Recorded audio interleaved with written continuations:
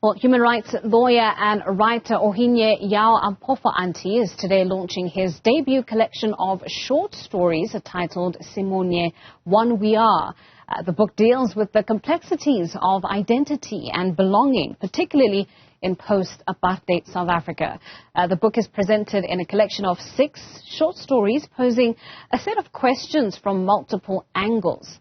Ampofo-Anti joins us now to tell us more about his book. Ohinye, thank you so much for your time and thank you for joining us on the Weekend Report. Talk to us about what inspired the book, because, you know, the themes, and we'll of course tap into it in a moment, but I think it's just such a poignant book given the fact that themes around identity and belonging have kind of taken the back seat when we analyze the post-apartheid South Africa and what's happening currently.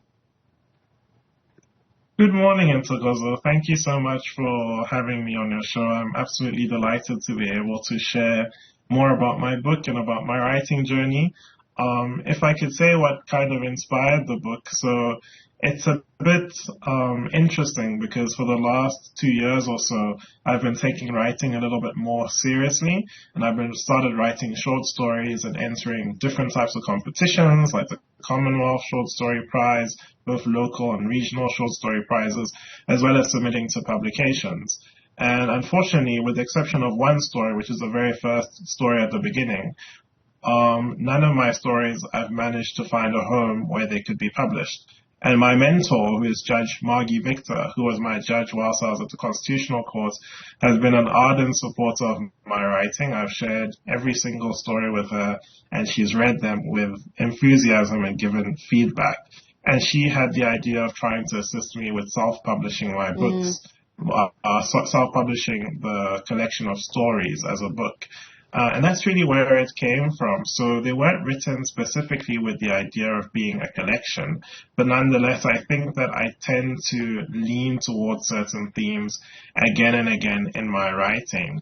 And so what kind of brings the set of stories together is this duality between the individual and the community, because once one claims an identity, so for example, if you say that I'm proudly Black or proudly queer, that's when someone is able to find a sense of community and also be able to feel a sense of belonging. But really, as much as it's about the identity of the individuals, it's also really a question of what does it mean to be South African? Who gets to be included in the notion of South Africa and South Africans? So as much as it's an existential angst of the individual, it's also a yearning and a sense of who are we? What is this nation? What is post-apartheid South Africa? Yeah, and I talked about how that particular discourse almost feels as if it's taken a back seat over the last couple of years, just given where the focus and the attention of the South African project is right now, largely around, you know, the economic challenges, the power crisis, the corruption in the politics. And so the nation-building kinds of topics around belonging and who are we have sort of taken a back seat. What do you make of that, and how do you locate that discourse in what's happening today?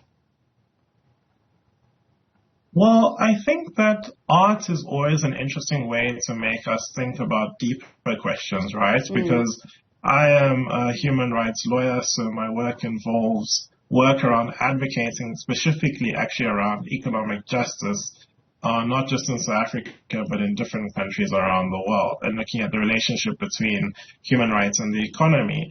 But I think that art is always an interesting way for us to ask those sort of deeper existential questions about who we are. And I think that really why I find writing such a cathartic experience is that unlike law, where I'm kind of litigating and constructing a case of, say, discrimination or labor rights or freedom of expression or hate speech, in writing I'm able to bring in subtler elements of identity that, you know, are not things which can be litigated in court. Notions of mental health crisis, notions of internalized shame. Those aren't things that get into the courtroom. Those aren't things that get into debates that we have on TV, because they work at the sort of individual level, at the community level. And art for me is really a way to kind of explore these topics in a more meaningful way. And I think also what tends to happen in South Africa, unfortunately, is that we tend to think of identities more as caricatures than actually what they are, because I think something which is really important to me is intersectionality. So you'll notice in the stories that the protagonists hold different types of identities, and it's the way the different identities are interacting which shape their lived experience and make them feel a certain way and make them experience what it means to be South African in a very distinct way. And often law and politics and even economics often can't really capture those, but literature and art and storytelling are wonderful ways to kind of bring to light the many different ways that there are to be South African. Yeah.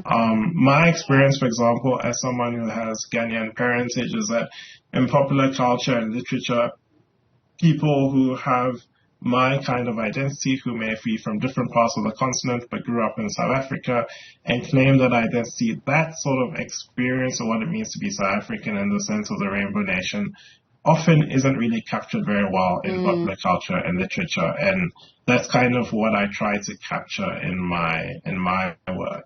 And in doing so, I mean, you use so many genres. I mean, you venture into sci-fi and fantasy.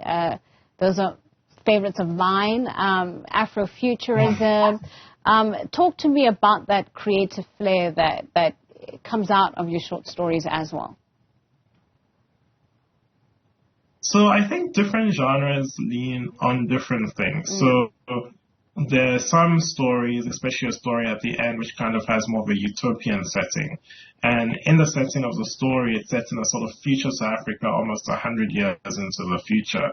And what you can do with different genres is that you can explore different notions of what it means to be human and what it means to be in South Africa. And so in some of the stories which are set in the future, there's kind of this duality between a sense of how things have changed, but also how things have not changed.